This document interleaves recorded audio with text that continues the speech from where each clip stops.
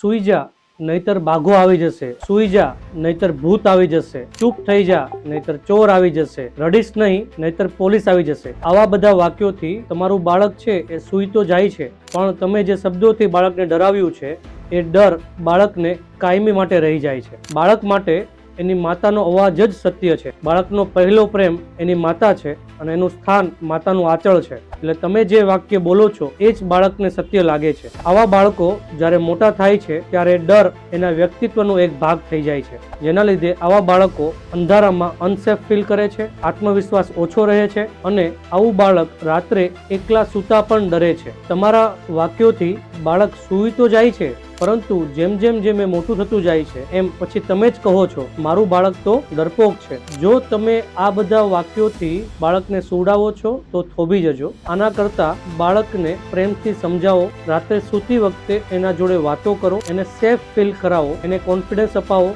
એને કહો કે હું તારી સાથે જ છું.